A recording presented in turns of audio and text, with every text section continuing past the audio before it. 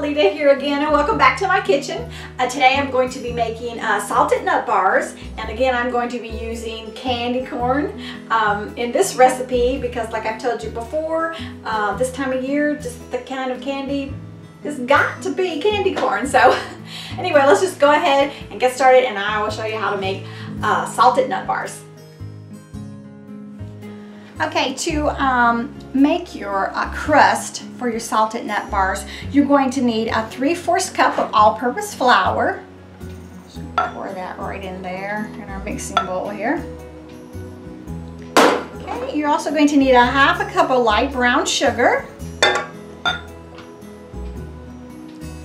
Also going to need 1/4 cup of butter that's at room temperature.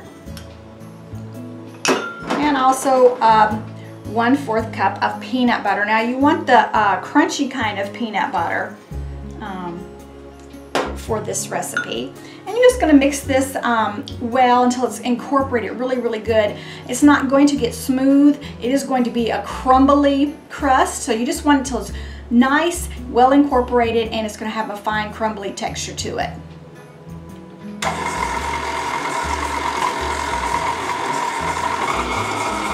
Going to mix this on low for about 1 to 2 minutes.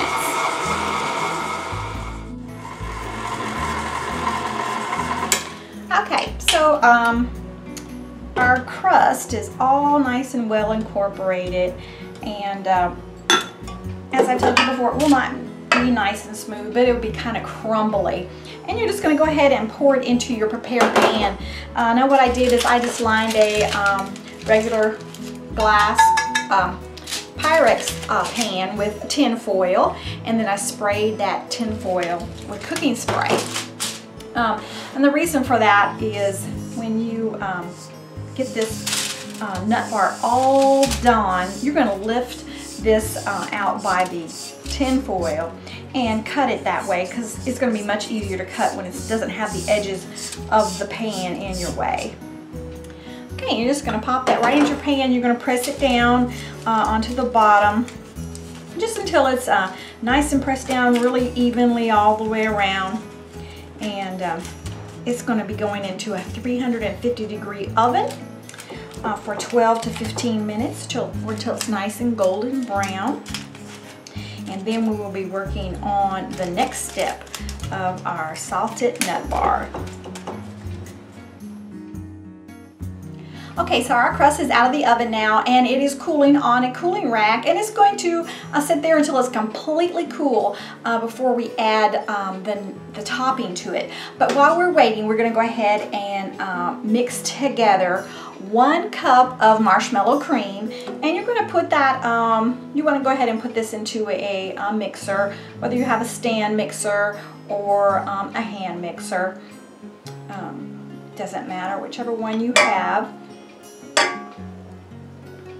So you're going to need a cup of that marshmallow cream, and also 1 cup of confectionery sugar. We're just going to add that right in there as well, and we're just going to mix that up until it's really nice and blended well together. You might want to put this on low to start with so that your powdered sugar doesn't, you know, fly out all in your face, which has happened to me before. We're just going to mix that till it's well blended together.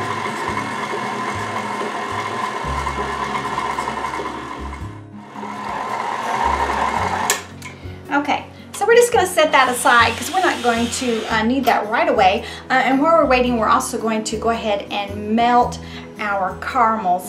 Now you can just buy the bag of caramels like this, and you're going to need to unwrap them because they are wrapped up. And you want to get them into a bowl that's safe for your microwave.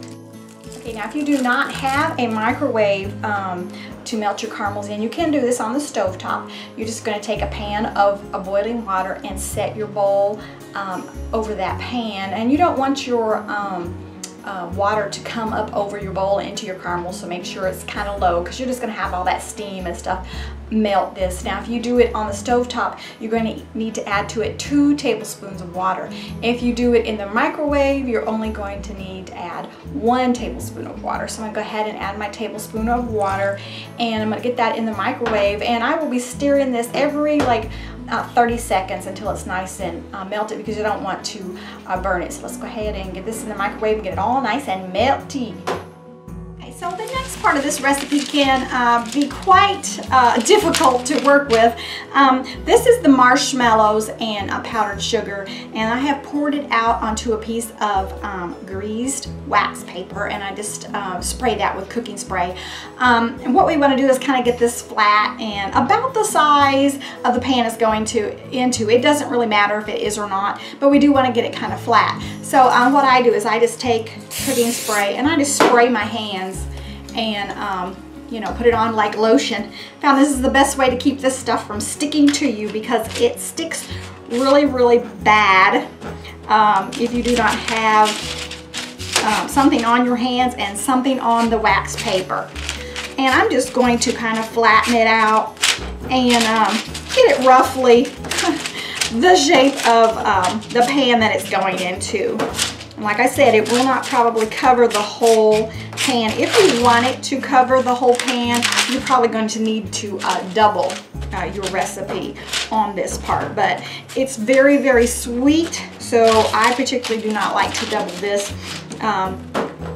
This is the right amount for me, but like I say, if you want it a little bit sweeter and a little bit more white fluff, you can go ahead and double it, and that would be fine. But like I say, it does not have to be the perfect size. I never get it the perfect size, but that's okay. And you just keep working with it until it's roughly the size you need. And like I said, it doesn't have to be perfect, because mine is never perfect. Okay, that's about how I like to do it. Okay, and we're just going to set that aside for just a minute, and we're going to go ahead and put our caramel on top of our crust. Okay, so here's our crust, and it's all nice and cooled off, and our caramels are all nice and melted. And I'm going to go ahead and just pour about half of this caramel right on top of the crust, because we're going to add another layer of this as well. And when you've put about half, you can spread it around a little bit, so because it's nice and warm, and it's going to spread really easy for you. Okay, there we go. Now we've got our caramel on, and we're going to add a cup of nuts, and I'm just using a cup of peanuts. We're just going to sprinkle those all around. And if you don't want your peanuts whole, you can chop them up a little bit. We like ours with the whole peanuts. And of course, next is the layer of marshmallow and powdered sugar that we made earlier. And sometimes, like I say, this can be kind of messy, so I just take mine and lay it right over the top here like this, and it kind of peels right off. And it is not going to look beautiful, but that's okay, because it tastes beautiful. And I just slowly peel off my paper.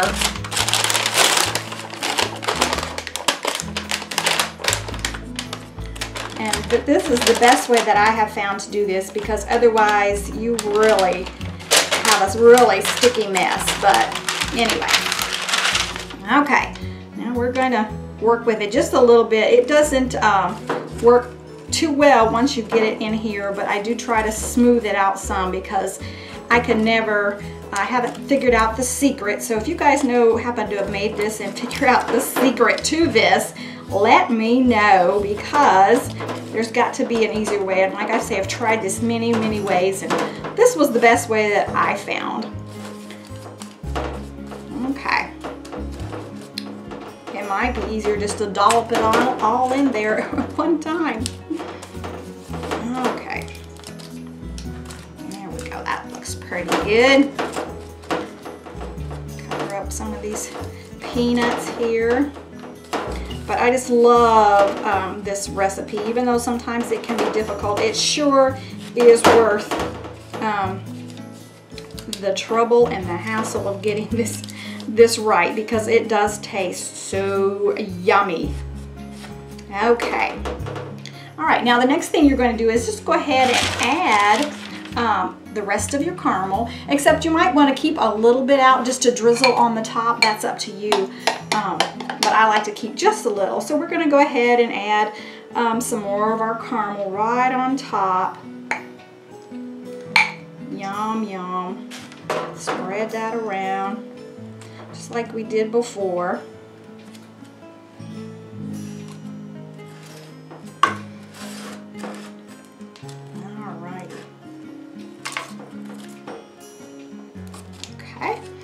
Now, we're going to add to this another cup of nuts. Spread those around really good. And at this point, you can kind of press everything down a little bit, because we want it nice and well compacted. But be careful, because if your caramel sauce is a little warm, you could burn yourself. But just take your time and be careful with that. Okay, and I'm also going to add some candy corn. This is where my candy corn comes in. And I put about a half a cup of this in here. Like I say, you can add more if you want to.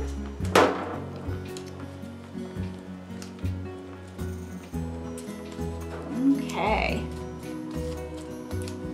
There we go. Now, at this point, I'm going to go ahead and add the rest of my caramel that I have. And it's basically just for a drizzle. It's not necessarily to completely coat it. It's just kind of make it look pretty and cover up the the candy corn just a little bit.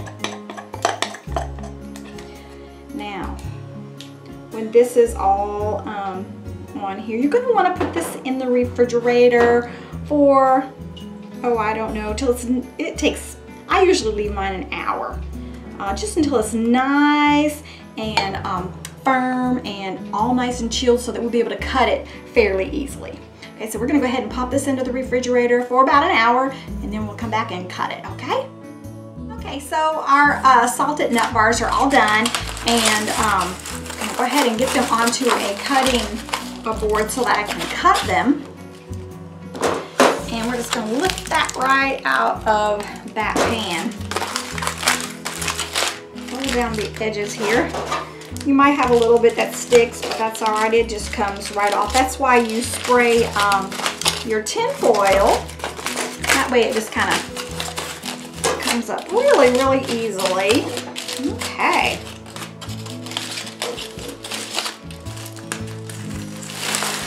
Slide that tin foil right off of there. Now I'm ready to cut our bars, and it looks really yummy.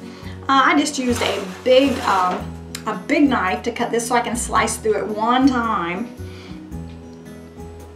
And you're just going to cut it. And cut it kind of into long bars. Now I'm going to cut these again. I'm going to cut them in half.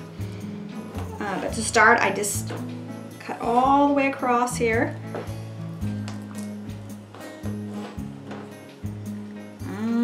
Boy, peanuts and caramel is smelling good.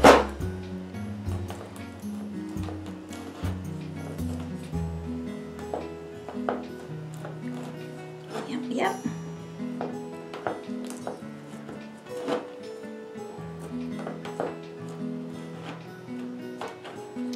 Okay, and then I'm going to cut this way, and I'll probably cut it into thirds here, just so that you get kind of several pieces out of this. You can cut it just in half if you want, or you can make little bitty squares, but I like to make them this size.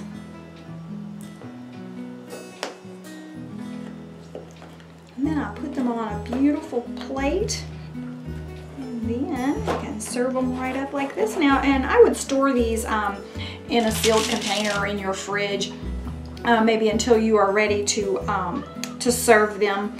or if you have people over right, they're gonna eat them right off of here. You're not even gonna have to put them in a tray. But I'm gonna get these onto a pretty plate and then we'll taste one and see what it tastes like. Okay, y'all, I hope that you will give these salted nut bars a try. They're oh so yummy. They're just a great treat to have at this time of the year with the candy corn in there. And so I will see you guys again next time, and thanks for watching. Bye-bye now. Oh, I need to have a bite. Wait, I need to have a bite.